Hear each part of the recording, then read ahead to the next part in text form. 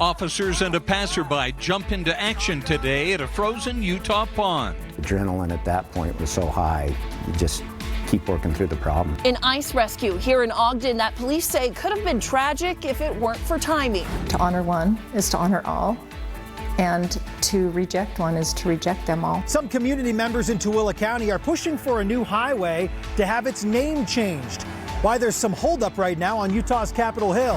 Had some clouds moving through Utah today with a very weak system, but our next stronger storm won't be arriving for a while. The timing of that and if we'll see some snow coming up. And I'm just grateful that people are still looking for Susan. The father of Susan Cox Powell joins a new search for her remains in Utah's West Desert today. I'm disappointed it was not checked earlier. Now at 9, what searchers uncovered. Live from Utah's news leader, Fox 13 News at 9 starts right now. Calm down, buddy. We're going to help you. Body camera video released by Ogden Police this afternoon shows the scary moments officers hurried to help a teen who'd fallen through the ice. Then they fell through it themselves. Wow. Fox 13 News reporter Emily Tenser talked to those rescuers, including the passerby who was the first to go out onto the ice to help. It's an interview you will only see here. Hey,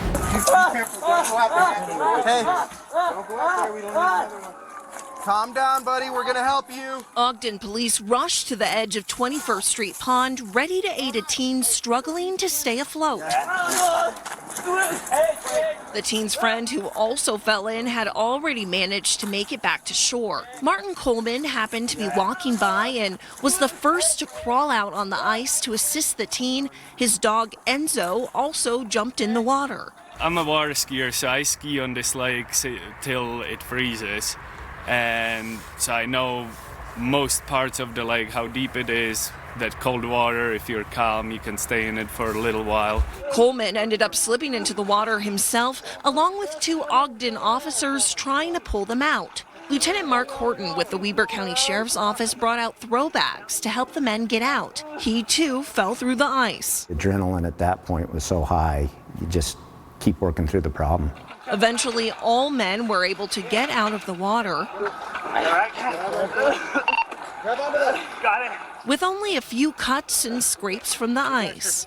Although ice may look stable at certain parts, this week's warmer weather makes it unpredictable and not safe to walk on. We can't tell the integrity of the ice just by looking at it, so it certainly is dangerous. Lieutenant Will Farr with Ogden Police is thankful people happened to be walking by on the trail who saw the 2 teens fall in. I think that if those individuals hadn't called in, that the outcome could have been much worse. It could have been tragic. Coleman returned later Monday night with Enzo to get his shoes off the ice. He even ran into the teen who fell in and was happy to see he was doing okay. I mean, that's the main part, just, glad he made it out alive and he's well. In Ogden, Emily Tenser, Fox 13 News, Utah. Happy ending, thank goodness. Police say there may be an explanation as to why those young men were out on the ice today. We found out afterwards that both young men were autistic. So my guess is that had something to do with it, that they were out and attracted to the water. You can see more of the body camera video of the rescue on our website, fox13now.com. In southern Utah, St. George police need your help finding a missing teen. They say 16-year-old Marissa Shapley was last seen January 22nd near Mall Drive and Riverside Drive.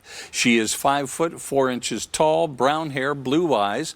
They say she has family in Cedar City and Hurricane and could possibly be in those areas. If you have seen her or know where she is, call St. George Police. A 62-year-old woman dead tonight after being T-boned by a school bus on Mountain View Corridor earlier this morning. South Jordan police say the woman ran a red light and then was hit. The highway was shut down for hours at Lake Avenue.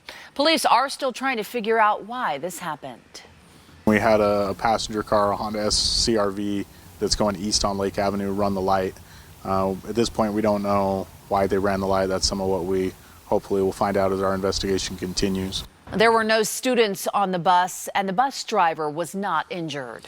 Tonight, the Bureau of Land Management has released a new statement regarding allegations they damaged ancient dinosaur tracks near Moab. The BLM says a regional paleontologist has determined some tire track damage occurred to dinosaur footprints at the Mill Canyon Dinosaur Track site. They say work has been stopped until a final report on the damage is released. That's expected in about 3 weeks. The BLM says this damage is unacceptable. A spokesperson says the dinosaur tracks on this site tell a story from millions of years ago. The BLM has a responsibility to ensure this story is still told thousands of years from now, and the agency is committed to this future. Right now, a grassroots push to change the name of a Tooele County highway in honor of a fallen soldier is stalled on Utah's Capitol Hill. Senate Bill 54 would change State Route 179 to the Jordan Byrd Memorial Highway. Fox 13 News reporter Brian Schnee spoke with the Gold Star Byrd family and local legislators about where this stands.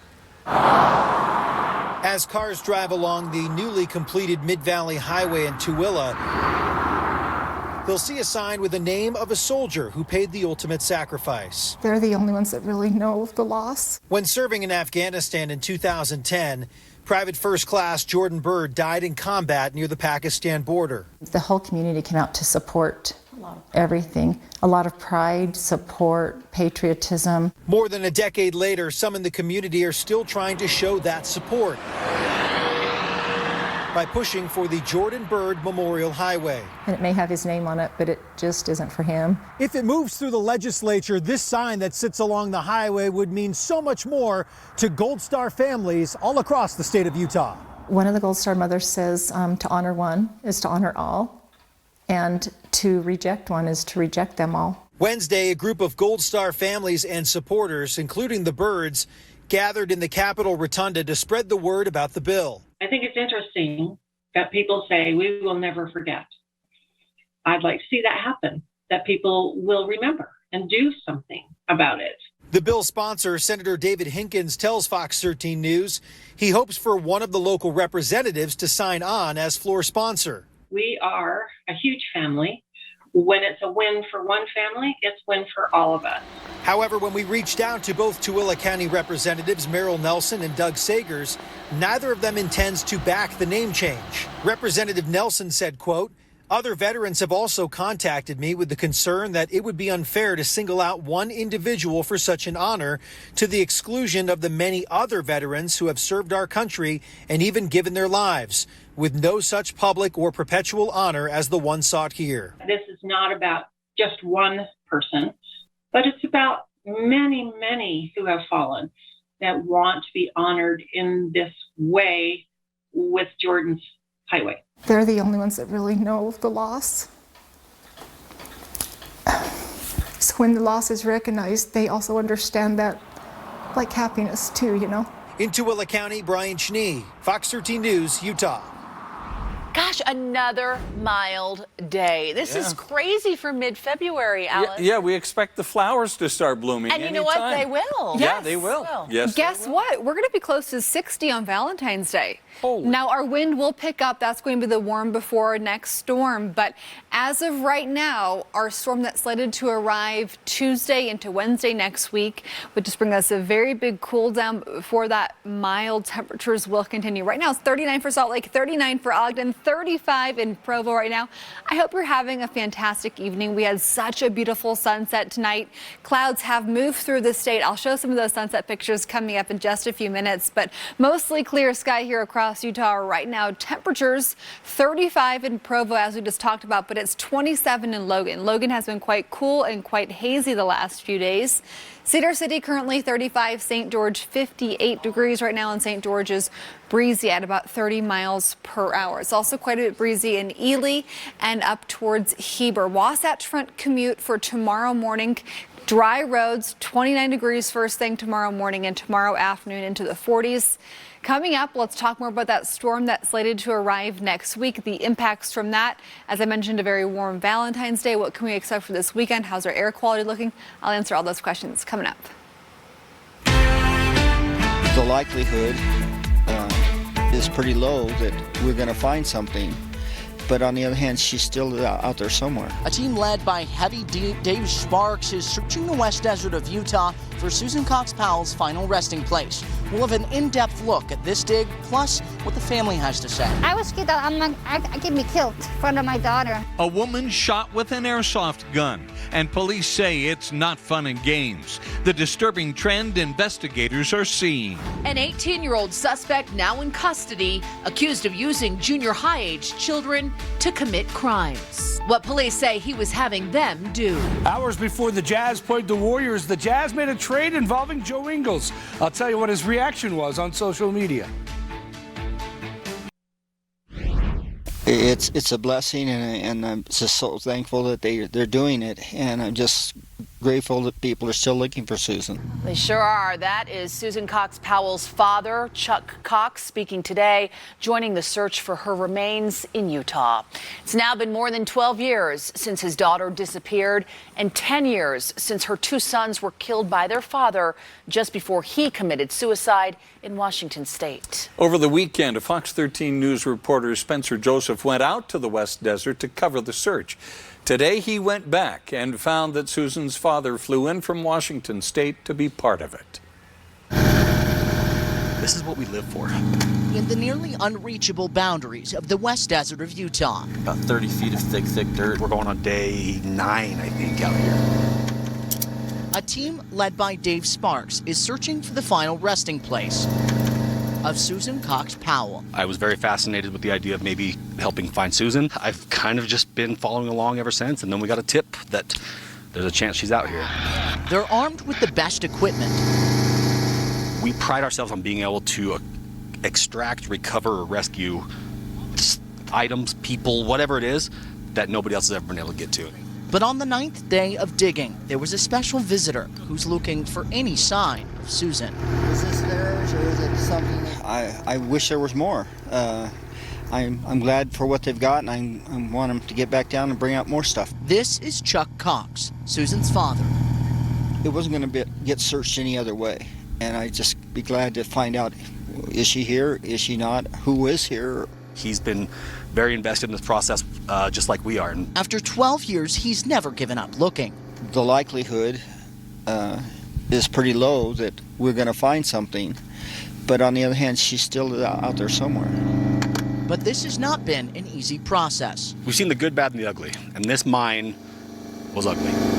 The fact that this mine had been perfectly intact for 100 years or so back in November 2009, and then in January of 2010 the mine had been burnt and collapsed. This seems to fit everything we would want, and I'm disappointed it was not checked earlier. And they have found some evidence. Bones, we're finding trash. We found a pair of pants that appears to be either a small man or a woman's pair of pants. We found other articles of clothing, found a little piece of tree wrap material, which according to the podcast about Josh Powell, there was an opportunity where he may have gone out and bought this exact same material. All of which will be given to her father and then analyzed. But this dig is also about a bigger idea. We wanted to raise awareness of this whole case, make sure that people don't forget about what happened to Susan. I never knew Susan, but I feel connected to her in ways that I can't explain. And as bucket after bucket is brought up and searched, for Chuck Cox, it's one step closer to finding his daughter and finding peace. It's a blessing, and I'm just so thankful that they're doing it, and I'm just grateful that people are still looking for Susan. Ultimately, the goal here is to rule this out as Susan's final resting place, but they are hoping to find more in the next couple of days as they complete this dig. In the West Desert, Spencer Joseph, Fox 13 News, Utah. Utah lawmakers are considering changes that some believe could restrict the ability of journalists to tell you what your elected officials are doing. Senate Rule 1 determines when journalists could access certain areas, including the Senate floor. Now, it could also restrict cameras in committee hearings. Some senators say there have been issues and with emerging security concerns that they do need to set boundaries. News organizations told the committee their journalists need to be able to walk up and ask senators questions and show the public what's really happening in those hearings. One of those testifying was Fox 13 News Capitol Hill reporter Ben Winslow. Sometimes I just want to ask a senator a question, explain your bill. It doesn't necessarily mean it's going to turn into a story or anything. It's just so that I understand and can accurately report the concept down the road. It was a late night rant. Well, the bill passed out of the committee on a 7-1 vote. It now goes to the full Senate for consideration. A bill which would ban all cities and homeowner associations from requiring certain landscaping conditions has been put on hold. The bill came up in the House Political Subdivision Committee today. It addresses requiring lawn or turf and directs the government or private organizations to provide alternatives. Concerns were raised surrounding safety, implementation, and the bill's language. But a common thread was the wise use of water. In actual practice, around our state today, it does not always work out that it's water wise. There are instances where people are being forced to do things against their property rights that are detrimental to all of us, to force it to be that way. The vote to put the bill on hold was close, passing 5-4. Another hazy day here across the state. Our air quality is the worst right now up towards the Cache Valley, where air quality is at that orange level for the Logan area this evening. But if you're in Perry down through Ogden, mostly moderate to good air quality. Across the Salt Lake Valley, mainly moderate air in the southwest end of the Salt Lake Valley, all the way out towards Kearns and down into West Shore. And that's where our air quality is currently good. But up in the mountains, decent air quality. Utah County, about Spanish Fork south, once you get towards Payson, a little bit of better air. But check out this fantastic picture of the sunset tonight. I got so many great pictures on our Facebook group, Utah's Weather Authority. Jason just takes stunning pictures every single day. This was South Daybreak right there. And we have got beautiful clouds up in the sky. We've got decent air quality in that portion of the valley. And here in Salt Lake downtown, here's what it looks like from our Tribune camera. So you obviously can't see off in the distance, it's dark outside, but visibility is a full 10 miles. Feels like 32 degrees because it's 39 with our wind out of the northwest right now, about 10 miles per hour, is making it actually feel colder to the bare skin. 28 for Tooele, 39 for Ogden, 31 for Brigham City, 27 for Logan currently. Into southwest Utah, quite breezy still for St. George at about 60 degrees and wind gusting about 30 miles per hour. It's been breezy in Price, thanks to Julie for that report for the last several days. 40 degrees currently, 43 for Hanksville, 22 right now in Manti. Still this area of high pressure off to our west. It's moved a little further north than it was yesterday, and this is why we're seeing this clockwise flow. So this is what's been driving our blocking pattern. So what we're getting is we've got some storms that are developing off to our north, and because of the location of the jet stream, they are staying off to our north. So that's why we've been getting burned and not getting any storms here across Utah. We've had stagnant air. We had the Valley Inversions building. A weak wave was able to move in today. It had some colder air aloft, so we were able to at least keep our inversions at bay or get a little bit better for some of you.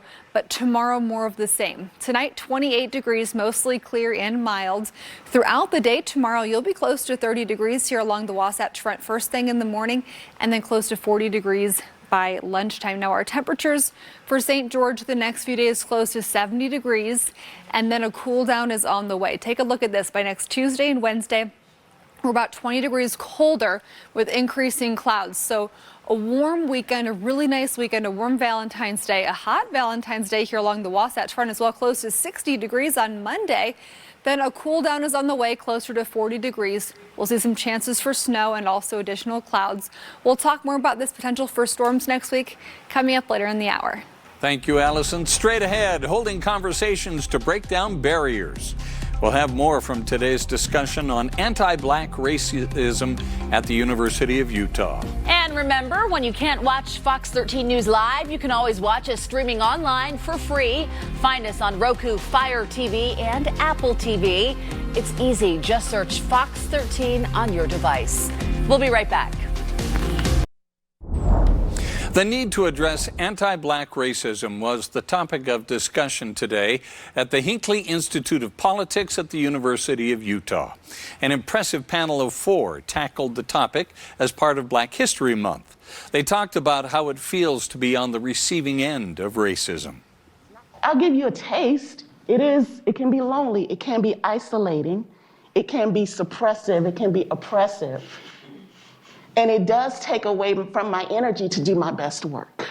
The panelists said the goal is to identify and eliminate bias in the campus community and make persistent strides toward educating everyone on equity, diversity, and inclusion. Utah Congressman Chris Stewart is expanding on his opinion piece that appeared in today's Deseret News about Republicans and what they stand for. Stewart says President Biden's claim that Republicans aren't for anything is just not true. He writes, Democrats want a heavy-handed government that tramples on personal freedoms.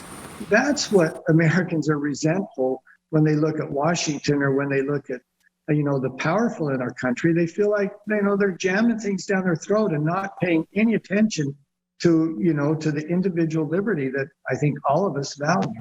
The congressman goes on to say Republicans are for individual choice, for putting America first, and for empowering states to make decisions because they're closest to the people those decisions impact.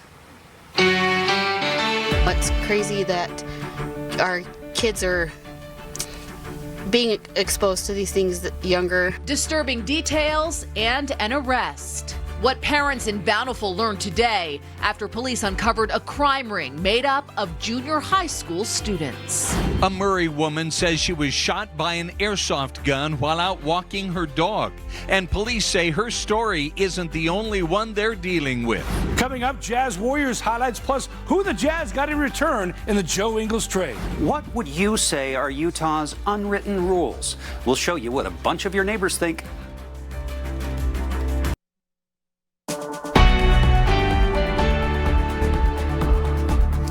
An 18-year-old Bountiful man is behind bars tonight after police say he was using junior high school-aged children in Layton in his drug operation. Fox 13 News reporter Chris Arnold spoke with police, also a concerned parent, about what they hope can be done. A little nerve-wracking. Brittany Hess has a son who attends school in Layton. After hearing about the arrest of 18-year-old Preston Kilpatrick, who police say was allegedly using underage kids to sell drugs for his operation, she says it doesn't sit too well with her. Oh man, that's my kid's school, area. It's crazy that our kids are being exposed to these things younger. Layton police say this all started after a 15-year-old boy reported being assaulted by Kilpatrick and other people who were with him at Greyhawk Park. During that assault, he actually took a handgun out and put it to the victim's head. Layton Police Lieutenant Travis Lyman says that incident took place on January 14th. Now, over the course of the next few weeks, he says they began monitoring the activity of social media accounts for Kilpatrick and those involved with him. It is during that time, Lyman says, they learned he was using about 4 or 5 minors as young as 13 years old to sell drugs for him. They were pretty active, selling both marijuana products, vape cartridges, things like that. Also mushrooms, and there was some discussion about selling acid. He had actually named this small group that were doing this for him. He had I don't know if it was an Instagram name, but he called them P-Dogs, Little Drug Runners. Kilpatrick was arrested and booked into the Davis County Jail on Monday. A 17-year-old boy and 13-year-old girl were also arrested and booked into juvenile detention. As for parents like Hess, she's hopeful something can be done so this doesn't happen again. I don't know that the school necessarily can control any of that. I don't know how they would monitor that where it's social media and it's personal, their personal platforms. But as a parent, I would hope that people would take more interest in their kids and check their social media. Police say Kilpatrick is facing about 8 or 9 charges, including drug distribution and aggravated robbery. Reporting outside the Davis County Jail, Chris Arnold, Fox 13 News, Utah. All right, now Unified Police say if you've been the recent victim of a burglary, they may have your stolen property. The burglary of a house in Holiday led detectives to 2 storage sheds and a house in West Jordan. They ended up finding all kinds of things, ranging from drugs and guns to bikes, skis and snowboards to collectible items like stamps and coins. Probably hundreds of thousands of dollars worth of stolen goods that are here behind us. We believe that this is not just this one event, obviously, that happened in Holiday, but a series of burglaries that have happened for months across probably the Salt Lake Valley and maybe even further. Wow, what a stash. Police say the prime suspect is still at large. There is a hotline to call if you think your property is among those items. Call 385-468-9920 to hopefully be reunited with your belongings. Police have arrested and charged a man accused of killing his mother's boyfriend. The shooting happened in Murray back in September. Police say 25-year-old James Arnold told a witness he killed 22-year-old Carlos Huerta Garcia because he disrespected his girlfriend. Court documents identify 40-year-old Vanessa Arnold as the victim's girlfriend and James as Vanessa's son. Vanessa Arnold was also just charged with obstructing justice and witness tampering. Murray police now investigating a case involving a woman who says she was shot and hit by an airsoft gun while walking her dog yesterday. And it is not the first incident like this police are investigating. Fox 13 News reporter Eliana Sheriff shows us. It was big.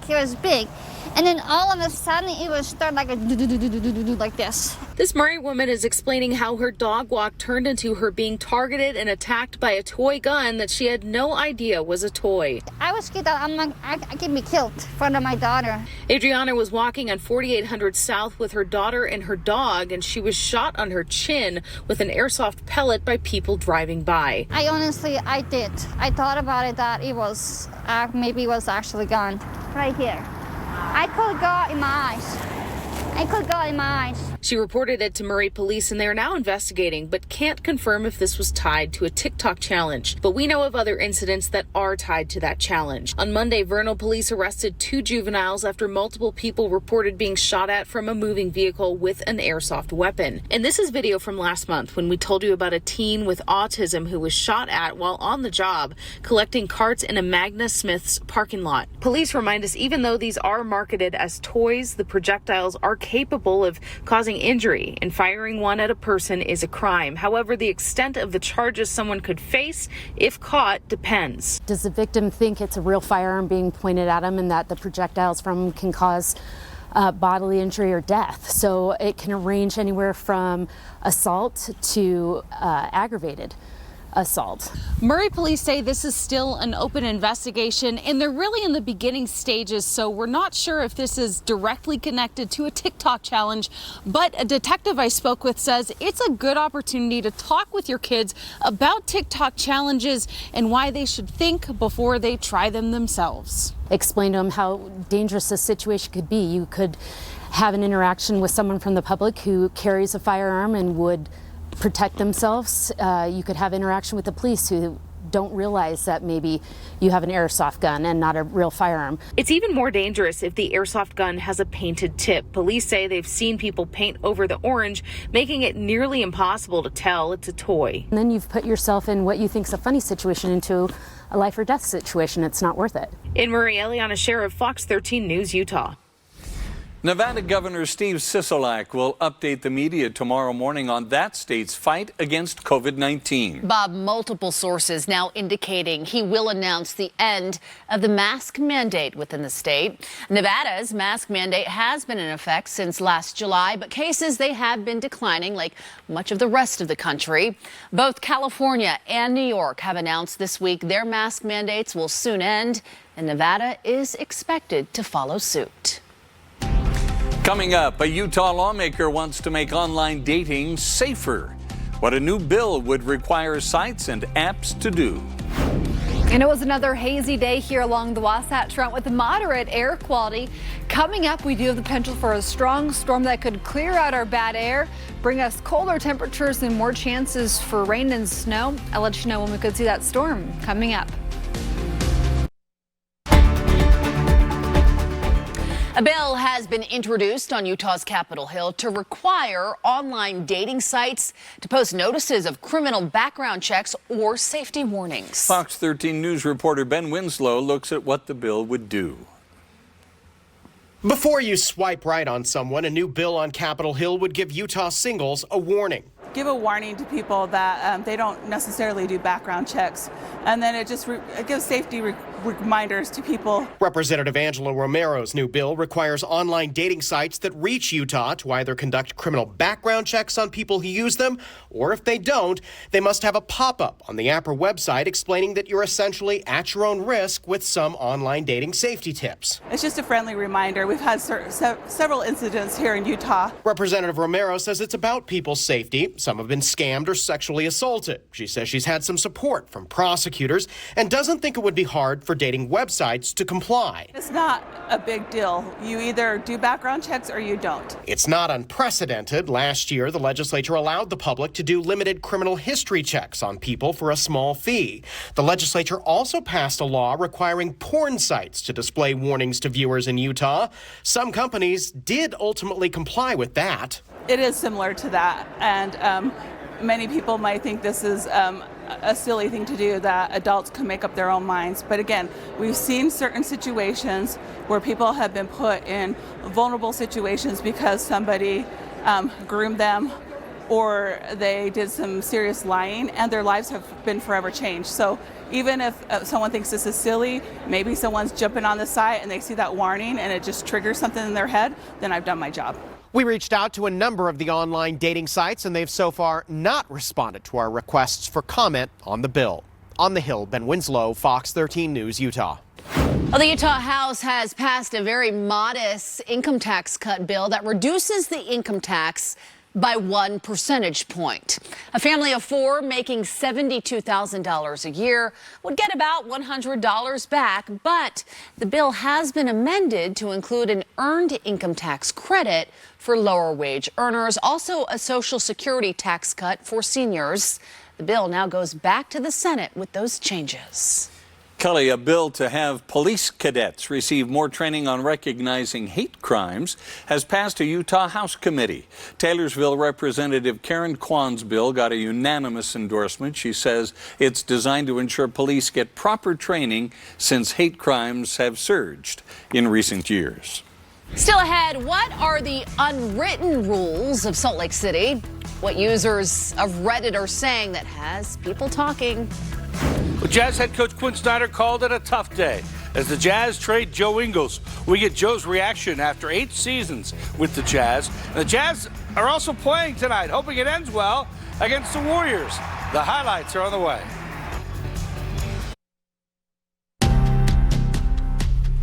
So glad you can join us for Fox 13 News at 9. Thanks for being with us, everyone.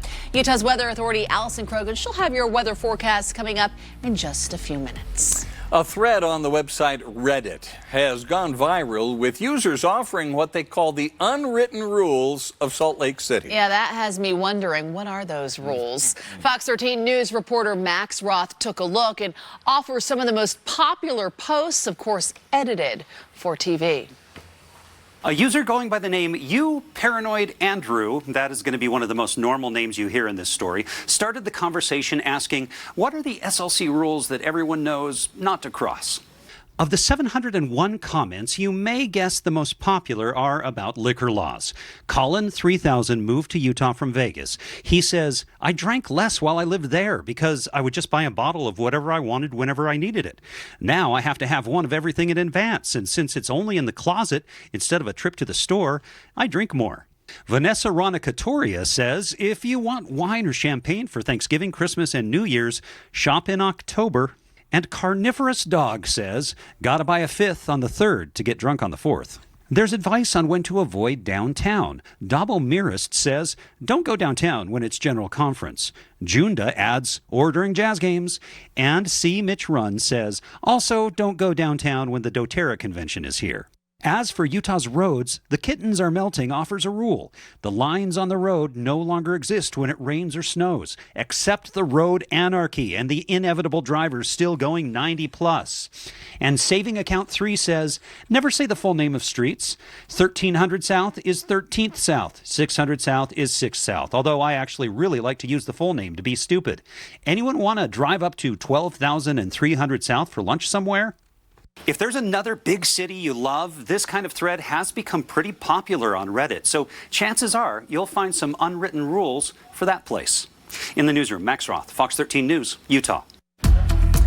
Well, you know, the ice castles in Midway have closed because it's so nice and warm out there in the middle of February. It's not even the middle of February yet. I'll tell you what, Valentine's Day, we're going to be close to 60 degrees here along the Wasatch Wow, Front. you can do a here? picnic Yes. for Valentine's Day practically. Now, the problem with that is I think it's going to be a little windy probably because a cold front's coming through. So that's going to bring us a cool down for Tuesday. So this will be the warm before the storm, but until then, more of the same. High pressure is our main story here out west. Such stunning pictures coming in of sunset tonight. We had additional clouds today because of a weak system that brushed by, made for some absolutely spectacular pictures. Thanks to Chris Williams for sending this one in. This is in daybreak. As you can see, a beautiful temple right there. And then as we look at this picture from Jason, stunning. I'm telling you, we had the high, darker clouds, purple off in the distance, clashing clouds and the mountains. We just really got treated with a fantastic night. And then this was sent to me on Twitter from Collings near Zion National Park. A spectacular sunset, lenticular clouds. So we had these little mountain waves putting on a show here across Utah. Utah's Weather Authority has so many great pictures in our Facebook group right now. You can search the word Utah's Weather Authority, the words I should say. And I also have a forecast on there for you for tonight and tomorrow morning in case you missed this whole forecast, but you're here watching now, so that's a moot point. Temperatures at 7 a.m. tomorrow will be about 25 to 30, and we're going to have a very similar day tomorrow compared to today, just minus some clouds. We'll have less clouds tomorrow. By 3 o'clock, we're looking at about 45 to 50 degrees again. Here along the Wasatch Front, St. George, another day close to 70 degrees. You're close to 70 all the way through Monday, Valentine's Day. Your cool down into Tuesday takes you into the 50s, low 50s by next Wednesday. Here along the Wasatch Front, welcome to your super 7-day forecast. If you're wondering what makes this so super is we can just go a little more in depth on each day. So tomorrow, 49 degrees for a high here in Salt Lake. How that breaks down is this. We'll be in the 30s through about 9-10 a.m. Then by lunchtime tomorrow, we're back into the 40s. It'll be a very pleasant day, although a little hazy with moderate air quality. For Thursday and Friday, we're going to continue with moderate air quality, mandatory action by Friday for that air quality forecast. By Saturday, partly cloudy, 50 degrees for a high. Here are your top headlines as we head into this weekend. So we'll continue with some haze. We'll have high pressure through Monday. Then we have a pattern change looking more and more likely early next week. It's just a little bit slower. By Sunday, sunny, 53 degrees for a high. That chance of precipitation is going to start to go up early next week, Monday night, Tuesday, and then especially Tuesday night. And so let me show you how this could play out. So first of all, let's talk about Valentine's Day though, because 60 degrees for a high, that's crazy warm for mid-February. You'll have temperatures 50 degrees at 6 p.m. into the 40s for the rest of the night. Chance for some rain late in the evening, transitioning to a chance for some snow with additional clouds on Tuesday. 43 degrees for a high on Tuesday. Chance for snow here across the state. So we're going to continue watching this for you because there's a couple different patterns and how this could play out, a couple different storm tracks. So we'll watch this, keep you posted, but no, there's going to be a cool down, highs around 40 degrees early next week and potentially some more storms later next week also. So that could make way for a more active weather pattern. We'll keep you posted, but until then, close to 50 to 60 here along the Wasatch Front. There was a pretty good chance the Jazz were going to trade Joe Ingles and his expiring $13 million contract after a season-ending injury, and that's what they did today. In a 3-team trade, the Jazz sent Joe Ingles, Elijah Hughes, and this year's second-round draft pick to Portland, and a second-round pick in 2027 to the Spurs for Nikhil Anderson, Alexander Walker from Portland, and Juancho Hernan Gomez from San Antonio.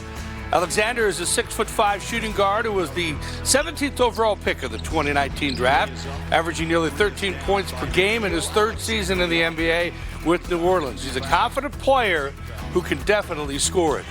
Ingles has been a key player during his 8 seasons with the Jazz and a fan favorite. Said last week that he is determined to return to the NBA after suffering a torn ACL. He's a free agent at the end of this season, so there is a chance he could return to the Jazz in the future. This trade will save the Jazz $11 million in luxury tax, and they may not be done yet with the deadline tomorrow. Joe tweeted this: "Today hurts. I knew it was a possibility, but didn't want to believe it. We have been lucky to call this place home for 8 years. I got a lot more to say, but I'm going to have a beer and relax with some good friends. Go get a win, fellas. I'll always be watching." Here's Quinn Snyder. I can't really articulate how much that he's meant to our organization, to myself personally. He and Renee, in the community, obviously Joe's performance on the court, but just his presence and the people he touched, the things that he did on the court, but as much as anything, the things that he did, for the fabric of our organization. Meanwhile, the Jazz playing tonight against Golden State. Mike Conley, Udoka Azubuike throws it down, ending the Warriors' 13-0 run to start the game. Donovan Mitchell doing more than scoring, had 7 assists, 10 rebounds, and 11 points over there. Knocks down the jumper there. I love watching Mike Conley rock it back and forth with the dribble and stepping back and hitting the 3. How about Royce O'Neal? Ball fake leads to the open 3, and Royce hits it.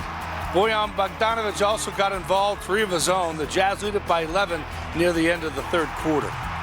Utah women's basketball team hosted a makeup game against USC this afternoon. Utes played well, winning by 22 points, 91-69 for their 4th straight win. We'll be right back. Finally, 2 Salt Lake City teachers received a big honor today. They won the Presidential Award for Excellence in Mathematics and Science Teaching. Heidi Bugert teaches 3rd grade at Highland Park Elementary. Jennifer Carver-Hunter teaches 5th grade at Mountain View Elementary. They're among 117 teachers from across the country to get the award from the White House. It is the nation's highest honor for science and math teachers. Wow, congratulations. Way to go, ladies. Way to represent Utah and teach our next generation. Absolutely. Thanks, everyone, for being with us. QuickCast is up next.